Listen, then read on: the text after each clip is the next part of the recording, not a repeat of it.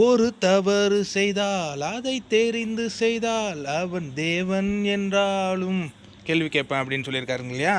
இவங்க என்னங்க தெரிஞ்சு செய்கிறாங்களா தெரியாத செய்கிறாங்களா அப்படிங்கிற அந்த கண்ணோட்டத்துக்கு நம்ம போகிறதில்ல. ஒரு சீரியஸான ஒரு விஷயம், அந்த சீரியஸான விஷயத்தை இவங்க காமெடியாக எடுத்துகிட்டு போகிறாங்க. அது வந்து என்னமா ஏன்னா அங்கே இருக்கிற அமித் சொல்கிறாரு, நீங்கள் வந்து மைக் போட்டுக்கிட்டு பேசுங்க, உடனே இவங்க நாங்கள் ஒர்க் அவுட் தான் பண்ணுறோம் அப்படிங்கிறாங்க. நீங்கள் ஒர்க் அவுட் பண்ணும்போது பேசிக்கிறீங்க, அது வந்து நீங்கள் தனியாக ஒர்க் அவுட் பண்ணால் மைக் இல்லாத கூட நீங்கள் பண்ணீங்க.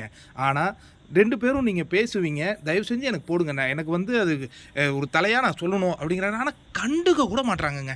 இந்த காட்சியை நான் பார்க்கும்போது எனக்கு இவங்க கொடுத்த புகார் தான் ஞாபகம் வருது. குழந்தைகள்லாம் பார்க்குற, உலகம் முழுவதும் பார்க்குற அந்த தொலைக்காட்சியில் என்னை இவர் கொச்சைப்படுத்திட்டார் அப்படின்னு சொல்லி புகார் கொடுத்தாங்கல்ல பார்வதி. என்னங்க செயல் இது? இது என்ன செயல்? அதுவும் அவன் பார்க்குறாங்கிறாரு. யார்? விக்கல் விக்ரம். அவன் பார்க்கட்டும், அவன் யார்? அப்போ தான்டா கட்டி பிடிப்பேன். என்ன பிஹேவியர்னே தெரிலல்ல. அதுவும் வியானாவும் பக்கத்தில் உட்காந்து பார்த்துட்டு இருக்காங்க. நேரடியாக பார்க்குறவங்களுக்கு இது எப்படிங்க இருக்கும் இது? அவன் பார்க்குறானா, பார்க்கும்போது நான் உன்னை கட்டி பிடிப்பேன் அப்படிங்கிறது என்ன மாதிரியான ஒரு பிஹேவியர் அப்படிங்கிறது எனக்கு சத்தியமாக தெரில. இவங்க நியாயம் கேட்குறாங்க அப்படிங்கும்போது எவ்வளவு ஒரு அசிங்கமாக இருக்குது. அதாவது இந்த அவ்வளோ ஒரு கேவலமான பிஹேவியர் அப்படின்னு சொல்லுவாங்கள்ல, கண்டிப்பாக நான் சொல்லுவேங்க. மீண்டும் மீண்டும் மீண்டும் அழுத்தி சொல்லுவேன். இது ரொம்ப தப்பான ஒரு விஷயம். இது ஏதோ ஒரு பிக் பாஸ் மாதிரி இல்லை, வேற ஒரு பாதை மாதிரி போகுது. இதுக்கு ஒரு சவுக்கடி விஜய் சேதுபதி கொடுத்தா மட்டும்தான் இது சரி வரும் அப்படின்னு நம்ம கண்டிப்பாக பண்ணலாம். அதுக்கு அடுத்தது கானா வினோத் மென்ஷன் பண்ணுறாரு, மைக் போடாத நீங்கள் பேசுகிறீங்க அப்படின்னு. பேசுகிறாங்கங்க, ஆல் இண்டியாவே பேசுகிறாங்க, வேணும்னே பேசுகிறாங்க. நீ யாரா சொல்கிறது? யார் பிக் பாஸ் முட்டை பால் தயிர் எடுத்துகிட்டு போனால் எனக்கு என்னடா, எனக்கு வேணும் அந்த கட்டி பிடிக்கணும், நான் அங்கே அப்படியே கடலை போடணும். இது வந்து பார்வதி கிட்ட நான் எதிர்பார்க்கவே இல்லையேங்க. எப்படி இருந்த பொண்ணு ஏன் இப்படி போய் மாறி போய் உட்காந்துருக்கு? கமருதீன் கூட கொஞ்சம் பயப்படுறாங்க. இதுகிட்ட அந்த ஒரு சின்ன பயம் கூட இல்லை. அதுக்கப்புறம் அமித் வந்து ஒரு முடிவு எடுக்கிறாரு, அற்புதமான முடிவு. அதாவது ஒரு தலை இதை தாங்க செஞ்சாகணும். அதாவது நீங்கள் செஞ்ச தப்புக்காக நாங்கள் தண்டனை அனுபவிக்கணுமா? அப்போ நான் ஒரு தலையாக ஒரு முடிவு எடுக்கிறேன். பாரும் கமருதீனும் பேசாத இருங்க இந்த ஒரு வாரம், இதுதான் உங்களுக்கு கொடுக்குற தண்டனைன்னா அதை ஏற்றுக்க முடியாதுங்கிறாங்க. கமருதீன் ஏற்றுக்கிறதுக்கு தயாராக இருக்காப்புல. ஆனால் பார்வதி என்னால் முடியாது, என்னால் பேசாத நான் செத்து போயிடுவேங்கிற மாதிரி அவங்க அதை நிராகரிக்கிறாங்க. சரி, நீங்கள் அதை நிராகரிக்கிறீங்களா? நாங்கள் யாரும் உங்ககிட்ட பேசலைங்க, எதுக்கு எங்களுக்கு வம்பு? நீங்கள் நீங்கள் மட்டும் 2 பேரும் தனியாக பேசிக்கிட்டு இருங்க அப்படின்ன ஒன்று அது எங்களை ஒதுக்கி வைக்கிற மாதிரி இருக்குது அப்படின்னு ஒரு குற்றச்சாட்டை வைக்கிறாங்க. சரி, வீட்டு வேலையெல்லாம் நீங்கள் செய்யுங்க அப்படிங்கும்போது அதுக்கும் எவ்வளோ இது பண்ணி உங்களுக்காக நாங்கள் அதை ஒத்துக்கிறோம் அப்படிங்கிறாங்க. கடைசியாக எபிசோட் முடியும் போது தோசை சுட்டுக்கிட்டு இருக்காங்க, இவங்க வந்து உட்காந்து சாப்பிட்டுக்கிட்டு தான் இருக்கிறாங்க. ஆக மொத்தம் அந்த அதுவும் நடக்கலை. அப்போ அந்த சும்மா அது ஒரு பனிஷ்மெண்ட் மாதிரி அவர் கொடுத்துருக்கார தவிர்த்து இவங்க அதை செயல்படுத்துவாங்களா என்னங்கிற. ஏன்னா எந்தவித ஒரு பயமும் இல்லாமல் இந்த பிக் பாஸை வந்து இப்படி அணுகிட்டு இருந்தாங்கன்னா, பிக் பாஸுங்கிற ஷோவுக்கு ரூல்ஸுங்கன்னு ஒன்று இருக்குங்கிறத யாரும் இதுக்கு அப்புறம் வர கண்டஸ்டன்ஸ் மதிக்கவே மாட்டாங்கங்கிறதுக்கு ஒரு மிகச்சிறந்த உதாரணமாக பார்வதி. ஏன் ப்ரோ பார்வதியை மட்டும் சொல்கிறீங்க? கமருதீன் அதில் உடனே அவன் பயப்படுறான் ஒரு கட்டத்தில். வேண்டாம் நம்ம வந்து பேசாத இருப்போம் அப்படின்னு சொல்கிற லைவில் பார்க்கும்போது நான் பார்க்குறேன். இந்த பொண்ணு தான் ஒத்துக்கவே மாட்டேங்குது. இது நல்ல பிஹேவியராக இல்லை, அது நல்லாவும் இல்லை. இது ஷோ அவங்க சொன்னாங்கள்ல, அந்த புகாரில் எழுதுனாங்கல்ல, இது வந்து எல்லாரும் பார்க்குற ஷோ. இந்த எல்லாரும் பார்க்குற ஷோவில் தன்னைத்தானே இதேமாரி அசிங்கப்படுத்திக்கிறது எந்த விதமான கேம்னு எனக்கு சத்தியமாக புரியல. இது கேமா? இது கேம்னா ஒரு டீசென்சி இருக்கணுங்க. நீ தெரிஞ்ச விக்கல் விக்ரம் பார்க்குறான், பார்க்கும்போதே நான் கட்டி பிடிப்பேன்னா இதை விட ஒரு அசிங்கமான செயல் நீங்கள் பார்த்துருக்கீங்களா எங்கேயாவது? இவங்க புரட்சி பெண் அப்படிங்கிறாங்க. அதாவது ஃபஸ்ட்டு பார்வதியோட வழக்கையை முடிச்சிருவோம். அவங்க என்ன வழக்கு போட்டாங்க? அமித் கூட இணைச்சி பேசினார். அது வந்து ஒரு ஃபன்னாக பேசிக்கிட்டு இருந்த ஒரு கான்வர்சேஷன். நம்மளே அதை பார்த்துருக்கோம் 24/7. நான் கார் எடுத்துக்கிட்டு கூட்டிகிட்டு போவேன் அப்படிங்கும்போது ஃபன்னாக சொன்னது தான், எஃப்ஜே சொன்னது தான். அதை அப்போவே பேசி அடுத்த நாளில் பேசி மன்னிப்பு எல்லாம் கேட்கப்பட்டு விட்டது. எதுக்கு திரும்பி அது கோர்ட்டுக்கு இந்த வீட்டில் இவங்க பார்வதி எந்த வழக்கையும் இவங்க சந்திக்கவே இல்லையா? எவ்வளோ அதுதான் நானே கேமர்னு புகழ்ந்தனே பார்வதியை. இவ்வளவு கேவலமாக ஒரு புகார் கொடுப்பாங்க? இவ்வளோ ஒரு கேவலமான வழக்கையாக எடுத்துகிட்டு வந்து வைப்பீங்க? அதுதான் நான் சொன்னேன், வெற்றி உங்களுக்கு. உங்கள் கேஸில் நீங்கள் ஜெயிச்சிருக்கீங்க, பொய் சொல்லி ஜெயிச்சிருக்கீங்க, மன்னிப்பு கேட்கலன்னு சொல்லி பொய் சொல்லி ஜெயிச்சிருக்கீங்க. ஆனால் வெற்றி பார்வதிக்கு கிடையவே கிடையாது. நியாயம்னு ஒன்று இருக்குல்ல, அது பார்வதி சைடு கிடையவே கிடையாது. நான் அடித்து சொல்லுவேன். இந்த ஒரு வழக்கிலேயே பார்வதி தனக்கான செல்வாக்கை இழந்து விட்டார் அப்படின்னு நான் சொல்லுவேன். ஏன்னா எஃப்ஜே மன்னிப்பு கேட்டதை எதுக்கு மறைச்சாங்கங்க கோர்ட்டில்? உன்னுடைய நோக்கம் என்ன? எஃப்ஜே மன்னிப்பு கேட்கணுங்கிறதான? கேட்கப்பட்ட வழக்குக்கு எதுக்கு நீங்கள் புகார் கொடுத்தீங்க? அதில் அமித்ங்கிற ஒரு அற்புதமான மனிதனை கேவலப்படுத்துறதுக்காக போடப்பட்ட ஒரு வழக்காக நான் இதை பார்க்குறேன். நானே புகழ்ந்து சொல்லியிருக்கேன், அமித் அண்ட் பாரு பாண்டு ரொம்ப சூப்பராக இருக்குது அப்படின்ட்டு. அந்த சூப்பராக இருக்குன்னு நாங்களாம் பேசணும்ல, எங்களெல்லாம் அவமானப்படுத்துகிற மாதிரி இன்றைக்கி அமித்தை அவமானப்படுத்துறதுக்காக அந்த எவ்வளோ மீண்டும் மீண்டும் மீண்டும் மீண்டும் அந்த விஷயம் ஒரு ஃபன்னாக பேசப்பட்ட விஷயம். இந்த வீட்டில் பார்வதி பேசாத பேச்சுகளா? இவங்க எவ்வளோ பேரை ஃபன்னாக பேசியிருக்காங்க. ஃபன்னாக பேசப்பட்ட விஷயத்த ஏன் இந்த சபையில் வச்சு அசிங்கப்படுத்துனாங்க பார்வதி அப்படிங்கிறது எனக்கு உண்மையாலே வருத்தமாக இருக்குது. அமித்தை நினச்சி நான் ரொம்ப வருத்தப்படுறேன். அதுக்கு அடுத்ததாக நீங்கள் பார்த்தீங்கன்னா லவ் கண்டென்ட் தான் தலையில் தானே மண்ணை வாரி கொட்டிக்கிற மாதிரி நீ தான் காஜி பிடிச்சி சுத்துறியம்மா. இவ்வளோ விக்கல் விக்ரம் பார்க்குறான்னு கமருதீன் சொல்லும் போதே நீ போய் கட்டி பிடிக்கிற. இது என்ன இழவுது? ஃபஸ்ட்டு பிக் பாஸ் வீட்டில் நீயே தான் சொல்லியிருக்க வந்து 40 நாளில் காதல் பூத்துருமான்னு. இது என்ன? இது 60 நாளில் என்ன கிழிச்சிருச்சு? பூத்து வெடிச்சிருச்சா? சிங்கமாக இருக்குல்ல ப்ரோ. நீங்கள் தான் ப்ரோ நேற்று டைட்டில் வின்னர்லாம் சொன்னீங்க ப்ரோ. அழகு அறிவு உள்ள பாரு. கண்டிப்பாக அந்த மாதிரி கேம் ஆடக்கூடிய பாரு தான் இந்த காதல் கண் கட்டுதேவோ இல்லை கவனம் சிதறனால தன்னுடைய பொசிஷனை அவங்க இழந்தாங்க அப்படின்னே நான் இன்னும் சொல்லுவேன். அவங்க போன டாஸ்க்லேயும் அவங்க அந்த கவன சிதறல் இதே மாதிரி எல்லாத்துலேயும் நீ தெரிஞ்சே தப்பு பண்ணிட்டு இருந்தீங்கன்னா யாரும் உங்க சப்போர்ட் பண்ணுவா? சப்போர்ட்டே பண்ண மாட்டாங்க மக்கள். நாங்கள் அதுவும் குட் ஹெல்த்துங்கிற மாதிரியான நேர்மையான ரிவ்யூ கொடுப்பேன். நான் வந்து இந்த வியூஸு லைக்கு அதெல்லாம் வந்து நான் 2ஆம் பட்சம் தான். எனக்கு நேர்மையான விஷயத்த மக்கள்கிட்ட நெத்தி அடிக்கிற மாதிரி அடிக்கக்கூடிய ஆள்னாலாம். இது வந்து அவங்களுக்கு இந்த கேஸில் அவங்க அந்த கேஸ் போடுறதுக்கு ஒரு தகுதியும் கிடையாது.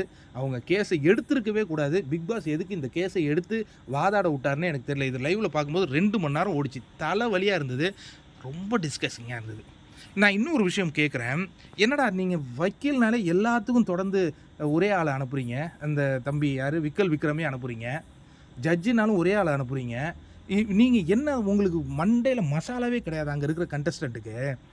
ஒவ்வொருத்தவங்களுக்கும் மாற்றி நம்ம வாய்ப்பு கொடுக்கணும். அவங்கவுங்க எப்படி போய் அதை அப்ரோச் பண்ணுறாங்க அதுதானே. நீங்கள் என்ன போட்டதெல்லாம் இன்னும் ஆஜரை சொல்கிறாங்க என்னமோ உலகமாக வழக்கு அவங்க போட்டாங்களாம். என்ன வழக்கு? நீ வந்து படுத்துக்கிட்டு இருக்கும்போது அந்த ஒரு அது 24/7 வந்திருக்கு. இவங்க தான் போய் முத்தம் கொடுத்துருக்காங்க. யார்? எஃப்ஜே கிட்ட. அதுக்கப்புறம் அவன் பயந்துருக்கிறான். பயந்து கதறி ஓடுறான். யார்? அது ஃபஸ்ட்டு ஒரு ஆணும் பெண்ணும் பேசும்போது ஒரு ஈர்ப்பு ஏற்படும். அதெல்லாம் நம்மளுக்கு புரியுது. நீ எதுக்கு முத்தம் கொடுத்த? இத்தனைக்கும் வெளியில் ஆள் இருக்குதுன்னு சொல்லி ஒருத்தன் பயந்து. இன்றைய காலகட்டத்தில் ஆம்பளைங்க தாங்க பயப்படுறானுங்க. இந்த பெண்களுக்கு இந்த பயமே இல்லை. சில பெண்கள் நீங்கள் தப்பாக எடுத்துக்காதீங்க, நான் உங்களெல்லாம் சொல்லலை. இந்த பிஹேவியர்லாம் சரியா? போய் முத்தம் கொடுத்துட்டு அவன் பயந்து ஓடுவான் தான் செய்வான். அதுக்கப்புறம் என்ன ஏமாத்தினா, எனக்கு ஊட்டுனா, அதே வியானாக் பண்ணா, இதை பண்ணான்னு இது ஒரு புகாரா? நீங்கள் இங்கேருந்து பார்த்தீங்க, அங்கேயே நீங்கள் நன்றி தேங்க்யூ ஆதிரியும் எஃப்ஜியும் கேட்டுக்கிறது பார்க்கறதுக்கு நல்லாவாங்க இருக்குது. என்னடா இதுமாரி கட்டி பிடிச்சின்னு உருளுவீங்க. ஆனால் இதில் சுப்புலட்சுமியா சுபிக்ஷாவின் நிலைமை நினச்சா தான் எனக்கு கஷ்டமாக இருந்தது. ஏன்னா இந்த கேஸை வந்து இவங்களுக்கு முடிச்சிட்டாங்க, கில்ட்டியாக முடிச்சிட்டாங்க அப்படின்ன உடனே அந்த பொண்ணு போய் ஏதோ நியாயம் பேசலாம் அப்படின்ட்டு போச்சு. அதுக்கப்புறம் கட்டில் இதுங்க 2 பேரும் மன்னிப்புன்னு பிறண்டுக்கிட்டு இருந்தது பார்த்தீங்களா? நொந்துடுச்சிங்க அந்த பொண்ணு. நொந்து போச்சு. ஐயோ இதுக்காடா சாதகமாக பேசணுன்ட்டு. இது என்ன மாதிரியான ஒரு மனநிலையில் இருக்காங்கன்னு எனக்கு சத்தியமாக புரியல. இது எந்த மாதிரியான ஒரு ஜென்ரேஷனை அடுத்தது கொண்டு போக போகுதுன்னு தெரியல. பிக் பாஸுங்கிறது விஜய் சேதுபதி ஷோ மட்டும் கிடையாது. கேமுன்னு நீ ஏதோ வாய்க்கு வந்ததை உளறிட்டு போகிற. இது இது உலகம்னு சொல்கிறாங்க, சின்ன உலகம்னு சொல்கிறாங்க, இங்கே சமூகத்தின் பிரதிபலிப்புன்னு சொல்கிறாங்க. இந்த மாதிரியான விஷயங்களை தான் நீங்கள் எங்களுக்கு பிரதிபலிக்க போகிறீங்களா? ஆல்ரெடி ஜென்சி கிட்ஸுன்னு ஒரு கேட்டகரி. அவனுக்கு அதாவது எனக்கு சத்தியமாக புரியாத விஷயத்த நான் சொல்கிறேன். ஃப்ரெண்டுக்கு மேலே லவ்வுக்கு மேலே ஒரு ஃபீலிங். என்னடா இது புதுசாக வார்த்தைகளை போட்டு சாமி. என்ன ஃப்ரெண்டுன்னா என்னன்னு தெரில, கேர்ள் ஃப்ரெண்டுனா என்னன்னு தெரில. கேர்ள் ஃப்ரெண்டுக்கு மேலேன்னு ஒன்று சொல்கிறான். அதேமாரி பெஸ்ட்டிங்கிறான். அதுக்கப்புறம் என்னது, நாங்கள் கட்டி பிடிச்சி எல்லாத்தையும் பண்ணிப்போம், ஆனால் கல்யாணம் மட்டும் பண்ணிக்க மாட்டோங்கிறான். என்னடா இது கதையே எனக்கு ஒன்றுமே புரியலையே. இது ஏன்னா ரிஃப்ளெக்ட் பண்ணுறீங்க? இது ஒரு லவ் கண்டென்ட். இதை தொடர்ந்து எங்களுக்கு 60 நாள் இதையே டெலிகாஸ்ட் பண்ணிகிட்டு இருக்கீங்க. ஒரு பக்கம் போனால் இவன் எஃப்ஜேவுடைய காஜி அங்கே ஓடிட்டு இருக்குது. ஆதிரை போ, அடுத்தது வியானா போ, அதுக்கு அடுத்தது இங்கே அப்படியே திருப்பினா நம்ம துஷாரு, அவர் யார் அரோரா, அவங்க காஜி. அதுக்கு அடுத்து இங்கே இப்படி திருப்பினா கமருதீன் பார்வதி. அப்படியே அங்கே திருப்பினா கமருதீன் அரோரா. என்னடா இது பிக் பாஸ் ஷோ நடக்குதா இல்லை 18+? என்னத்தை நான் சொல்லி தொலைகிறதுனே தெரியல. இன்னைய எபிசோட் நான்லாம் பெரிய அளவில் எதிர்பார்த்தேங்க. இந்த மாதிரி ஒரு கேவலமான எபிசோடாக முடியும்னு சத்தியமாக நான் நினைக்கவே இல்லை. உண்மையாலே பாரு, நீங்கள் ஏன் பாரு இதுமாரி மாறி உட்காந்துருக்கீங்க. கேவலமாக இருந்தது உங்கள் வழக்கு, கேவலம். அதில் வந்து தீர்ப்பு. ஆனால் ஒரு விஷயம் நான் பாராட்டுவாங்க, இன்னும் 2-3 வழக்கு எல்லாத்தையும் அந்த இவனுக்கே வாதாட கொடுங்க, விக்கல் விக்ரமுக்கே. அப்போ என் தலைவி ரம்யா ஜோக்கு என்ன இன்றைக்கி ஒரு ஃபுட்டேஜ் ஒன்று கொடுத்தாங்க. ஆதிரையும் எஃப்ஜேயும் பேசுகிற போது அவங்க ரம்யா உங்ககிட்ட நான் சொன்னேன்னா என்ன, நான் இவ்வளோ லவ் பண்ணுறேன்னு சொன்னேன்னா இல்லை. ஏய் நீ என்ன சொன்ன, 1000 கேமராவுக்கு முன்னாடி 100 கேமராவுக்கு முன்னாடி இங்கே பண்ண முடியுமானா அதான்டா மீனிங்கா. ஐயோ என்னென்னமோ இதுங்களே நினச்சிக்குதுங்க. அதாவது என்னத்தை சொல்கிறது, one of the worst behaviour 2 ladies. One is Parvathi, another one Aathirai. Aathirai வந்து நீங்கள் எக்ஸ்போஸ் பண்ணணுன்னா பண்ணுங்கள். ஆனால் அவன் கிளவராக முடிச்சுட்டு போயிட்டான். நான் கில்ட்டு சாரி, வேறு என்ன பண்ண முடியும், உங்களுக்கு சாரி தான், சாரி போட்டான் தலையில், என்ன பண்ண முடியும். ஆனால் அந்த விஷயத்தில் அவன் வித்யாபதி கேரக்டராக அவன் நல்லா முடிச்சு விட்ரு, சாரின்னு சொல்லி விட்ரு. இல்லைனா அரோராவை நினச்சேன், எனக்கு கஷ்டமாக இருந்தது. இவன் என்ன சாரின்னு முடிக்கிறான், நான் 2-3 சாட்சிகளை குறுக்கு சாரணை உடனே அவர் நீதிபதி அதாங்க கேஸே உங்கள் பக்கம் ஜெயிச்சிடுச்சு, அப்புறம் எதுக்குங்க குறுக்கு சாரணை, போங்கங்க. அதுக்கு போய் லபோதிபோன்னு கத்திக்கிட்டு இருக்க ஆதிரியும் பார்வதியும் போய் அமித்துக்கிட்ட எனக்கு ஒன்றுமே புரியலையே. கேஸ் உனக்கு சாதகமாக தானே முடிச்சு, என்ன எக்ஸ்போஸ் பண்ணணும், நாங்கள் தான் எல்லாத்தையும் தான் பார்த்து தொலைகிறோமே. ஆல்ரெடி எஃப்ஜே எக்ஸ்போஸ் தான் இது. இவங்க வந்து லைம் லைட் தான் எனக்கு கொடுக்குற மாதிரி இருக்குது. ஆக மொத்தம் பிக் பாஸ் நினச்சிருப்பார், இந்த பொண்ணுக்கு சேலரி கொடுத்து மீண்டும் கொண்டு வந்ததுக்கு இன்றைக்கி ஒரு கேஸ் போட்டு எக்ஸ்போஸ் பண்ணுறேன் அப்படின்னு ஏதோ ஒன்று பண்ணிக்கிட்டு அதுவே ஒன்று கண்டென்ட் உருட்டு இருக்குது அப்படிங்கிற மாதிரி தான் இருந்தது. நீங்கள் நான் கண்டிப்பாக சொல்கிறேன், நான் இந்த ரிப்போர்ட்டர்லாம் கண்டிப்பாக எனக்கு அது பிடிக்காது. நான் இப்பவும் சொல்கிறேன், நல்ல கேமர் தான். ஆனால் அந்த கவன சிதறனால டோட்டலாக ஸ்பாயிலாக போகுது. எனக்கு இன்னமும் ரொம்ப வருத்தமாக இருக்குது. இவங்க அமித் கொடுத்த அந்த தண்டனையை ஏற்றுருக்கலாம், 2 பேரும் பேசாத இருந்திருக்கலாம். இல்லைனா இது வேறு லெவலில் போய் ரொம்ப பேர் கெட்டு போயிடுமோன்னு யோசனை வருது. திவாகர்லாம் இதை பார்த்தாலும்னா ரொம்ப கஷ்டப்படுவார். ஏன்னா அவர் முன்னாடியே சொன்னார், உங்கள்கிட்ட ஒரு திறமை இருக்குதுமா, தேவையில்லாத இது மைண்டு உனக்கு டைவெர்ட் ஆகுது அப்படிங்கிற மாதிரி தான். ஆனால் இன்னைய நாளை பொறுத்த வரைக்கும் அமித்தினுடைய டேங்க, ஒரு தலையாக ஒரு சம்பவமே பண்ணிட்டாருன்னு நான் சொல்லுவேன். சூப்பரான ஒரு அதில் ஆக்சுவலாக அந்த ஃபஸ்ட்டு கால்குலேஷன் பண்ணியிருந்தாருன்னா சூப்பராக இருந்திருக்கும். இன்னொன்று வீட்டு வேலை எல்லாத்தையும் வாங்குங்க. ஏன்னா இவங்க சமையல் டீம்லேயும் எதுவும் பண்ண மாட்டாங்க. திவ்யா அவங்க சொல்லிட்டாங்க அவங்களே பாத்ரூம் க்ளீன் பண்ணிக்கிறேன்னு. வேறு யார், அரோரா சின்க்ளியருக்கு அவங்க வேலை செய்ய மாட்டாங்க, இவங்களும் செய்ய மாட்டாங்க. மொத்தம் இப்படி தான் போகுது. இது தண்டனை இல்லை, இது எங்களுக்கு திருப்தி இல்லைப்பா இந்த தண்டனையில்.